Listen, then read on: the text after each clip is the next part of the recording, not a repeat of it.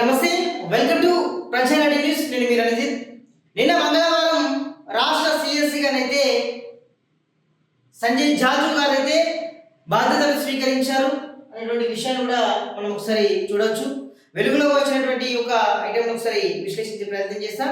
ముందుగా ఐఏఎస్ అధికారి ఎవరైతే ఉన్నారో సీనియర్ ఐఏఎస్ అధికారి సంజయ్ జాజు గారు మనకు ఒక మంచి పకడ్బందీగా ఒక సరైనటువంటి రీతిలో వర్క్ చేసేటువంటి కష్టపడేటువంటి ప్రజల్లో ఉండేటువంటి ఐఏఎస్ అధికారిగా కూడా మంచి పేరుంది.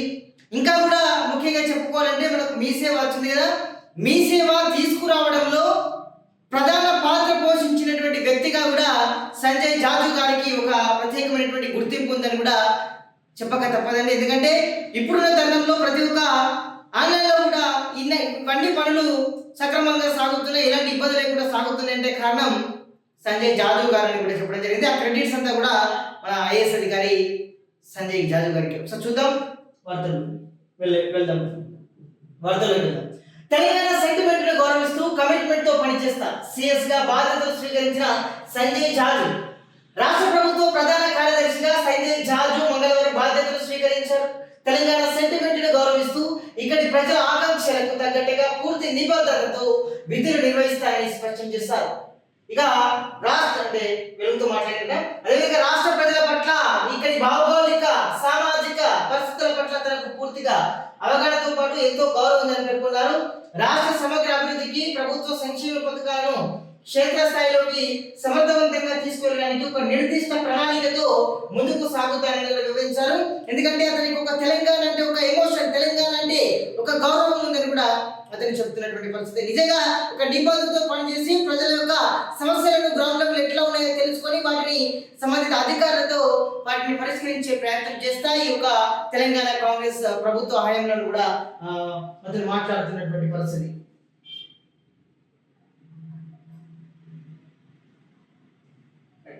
చూద్దాం. రైట్. ముఖ్యంగా ప్రభుత్వ ప్రాధాన్యతలను గుర్తించి వివిధ శాఖల మధ్య సమన్వయాన్ని పెంచడం ద్వారా పాలనను ప్రజలకు మరింత చేరువ చేయడమే తన ప్రథమ కర్తవ్యమని తెలిపారు. ప్రజల సమస్యల పరిష్కారంలో జాప్యానికి తావు లేకుండా ఉండేలా అధికార యంత్రాంగాన్ని క్రియాశీలం చేస్తారని ఆయన వెల్లడించారు. అదేవిధంగా సీఎం రేవంత్ రెడ్డిని మర్యాదపూర్వకంగా కలిశారు. ఇక సిఎస్ గా బాధ్యత చేపట్టే ప్రక్రియలో భాగంగా సంజయ్ జాజు MCRHRDలోని బోధి పెవిలియన్ లో ఇక సీఎం రేవంత్ రెడ్డి మర్యాదపూర్వకంగా కలిశారు. సీఎం ను కలిసిన అనంతరం ఆయన మంగళవారం రామకృష్ణారావుతో కలిసి నేరుగా సచివాలయానికి చేరుకున్నారు. సచివాలయంలోని తన ఛాంబర్ లో సంప్రదాయబద్ధంగా పూజలు నిర్వహించారు. రామకృష్ణారావు నుంచి సిఎస్ గా బాధ్యతలు స్వీకరించారు. ఈ సందర్భంగా పలువురు ఐఏఎస్ ఐపీఎస్ అధికారులు వివిధ ప్రభుత్వ శాఖల ప్రతినిధులు కొత్త సిఎస్ ను కలిసి పుష్పగుచ్చాలు అందజేసి శుభాకాంక్షలు తెలిపారు. మధ్యప్రదేశ్ కు చెందిన 1992 బ్యాచ్ ఐఏఎస్ అధికారి అయిన సంజయ్ జాజు సర్వీస్ కాలం 2029 ఫిబ్రవరి వరకు ఉంది. గతంలో ఉమ్మడి ఆంధ్రప్రదేశ్ లో కలెక్టర్ గా వివిధ కార్పొరేషన్ల ఎంపీగా పనిచేసిన అనుభవంతో పాటు కేంద్ర సర్వీసులో కూడా కీలక శాఖల్లో బాధ్యతలు నిర్వహించారు. ముఖ్యంగా ఈ గవర్నెన్స్ అలా మనం చెప్పుకున్నాం కదా, డిజిటల్ మంచి మీ సేవకు సంబంధించినటువంటి ఈ గవర్నెన్స్ పరిపాలన కూడా డిజిటల్ సాంకేతికత వినియోగంపై కూడా సంజయ్ జాజుకు మంచి పట్టుందని మనం ఒకసారి చెప్పుకోవచ్చు. ముఖ్యంగా ఈ మీ సేవ వల్ల చాలా వరకు అందరికీ ఒక రకమైనటువంటి సులువుగా ఇవాళ పనులు కూడా సాగేటువంటి అవకాశం ఉంది. ముఖ్యంగా ఇతను ఒక మంచి నిబద్ధతతో పనిచేసేటువంటి వ్యక్తి, ఒక అధికారి అని మనకు తెలుస్తా ఉన్నది. సో దాని పరంగానే ఇప్పుడు రామకృష్ణారావు గారు ఎవరైతే ఉన్నారో పాత సిఎస్ రామకృష్ణారావు గారిది పదవి కాలం కంప్లీట్ కావడంతో నిన్న బాధ్యతలు అయితే స్వీకరించారు. సో అతని పదవి కాలం ఏంటంటే మళ్ళీ అట్ ద సేమ్ టైం అతను కూడా ఎవరు మన సంజయ్ జాజు గారు కూడా బాధ్యతలు స్వీకరించారు. తదనంతరం రేవంత్ రెడ్డి గారిని కలిశారు. సో మొత్తానికి సంజయ్ జాజు గారు వస్తే గతంలో ఉన్నటువంటి సిఎస్లు ఎవరైతే ఉన్నారో సరే వారి పాలన పక్కనే పెడితే ఇతని యొక్క స్ట్రాటజీ, ఇతని యొక్క నిబద్ధత వేరు. అధికారులను తప్పకుండా సమర్థవంతంగా పనిచేసేలా ఒక రకమైనటువంటి ఒక దాంతో ముందుకు వెళ్తారు. ఎందుకంటే ఒక క్రెడిబిలిటీ ఒక ప్యాషన్ తోటి ముందుకు వెళ్తున్నటువంటి పరిస్థితి మనం చూస్తా ఉన్నాం. ఎందుకంటే గతంలో కూడా నేను ఎక్కడ పనిచేసినా అక్కడ ఆ యొక్క ఎలాంటి సమస్యలు లేకుండా పరిష్కారం అయ్యే దిశగానే ఆయన అడుగులు ఉంటాయి. తన యొక్క కింది స్థాయి ఉద్యోగులను కూడా తప్పకుండా ఇలాంటి మంచి పనుల్లో నిమగ్నం చేసేటువంటి వీలుంటుందని కూడా మనకు కొన్ని విశ్వసనీయ వర్గాల ద్వారా తెలుస్తా ఉన్నది, కొన్ని సమాచారం ద్వారా తెలుస్తాం. ఎందుకంటే గ్రౌండ్ లెవెల్ ఎలా జరుగుతుంది అనే విషయాన్ని సంబంధిత గ్రౌండ్ లెవెల్ అధికారుల నుంచి కలెక్టర్ల నుంచి ఇతను సేకరించి తప్పకుండా సమస్యలను పరిష్కారం చేసే దిశగా ముందుకు సాగేలా చేస్తారని కూడా ఇతని యొక్క ట్యాగ్లైన్ కూడా చెప్పుకో తప్పదు. ఎందుకంటే ఈ మధ్య కాలంలో ఎట్లా ఉన్నదో పరిస్థితి, కానీ ఇతను వచ్చినాక కొంచెం పరిస్థితి మారే సిచ్యువేషన్ ఉందని కూడా మనకు తెలుస్తా ఉన్నది. ఎందుకంటే ఇతని యొక్క పనితీరు, వ్యవహార శైలి అంతా కూడా మునుపు ఉన్నటువంటి వాళ్ళకన్నా ఇతని డిఫరెంట్. ఎందుకంటే పక్కాగా అతను ఏదైతే బాధ్యతలు స్వీకరించాడో ఆ బాధ్యతలు తప్పకుండా గ్రౌండ్ లెవెల్లో ఇంప్లిమెంట్ చేసి పేద ప్రజల పక్షాన ఇటు ప్రభుత్వానికి ప్రజలకు వారధిగా పనిచేస్తున్నటువంటి నిబద్ధత గల వ్యక్తి సంజయ్ జాజు గారు. ఇతను రావడం వల్ల కొంతమందికి అంటే నిజంగా చెప్పాలంటే తెలిసినటువంటి అధికారులు అనే పక్కాగా పాలన మారుతుంది. తెలంగాణ ప్రభుత్వం ఏదైతే కాంగ్రెస్ సర్కార్లో ఉన్నటువంటి గతంలో ఏం జరిగిందో తెలియదు, కానీ ఇప్పటి నుంచి ఒక లెక్క, అప్పుడు ఒక లెక్క, ఇప్పటి నుంచి ఒక లెక్క అనేటువంటి ఒక సామెత కూడా నడుస్తా ఉన్నారు.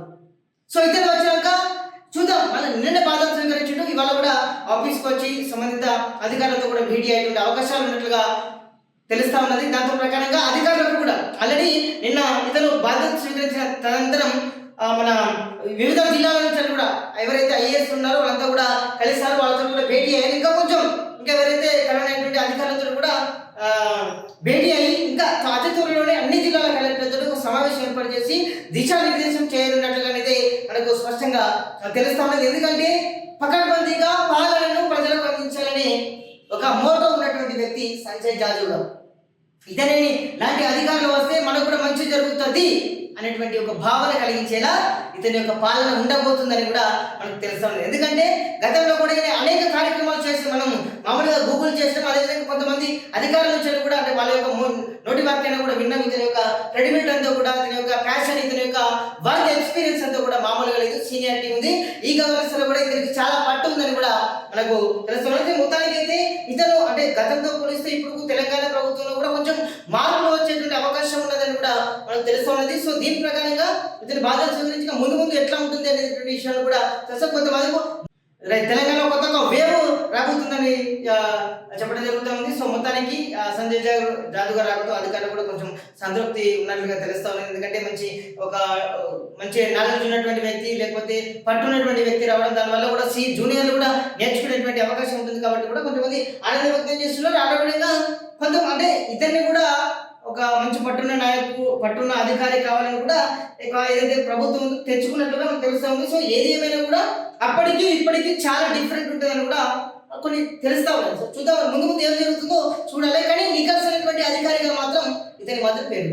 సో చూద్దాం మరి పాలన ఎట్లా ఉంది, మరి అప్పటికి ఇప్పటికి తేడా ఉంటుందా ఏంటి పరిస్థితి అనేది చూద్దాం. సో చూస్తున్నటువంటి ప్రజలని థ్యాంక్ యూ సో మచ్.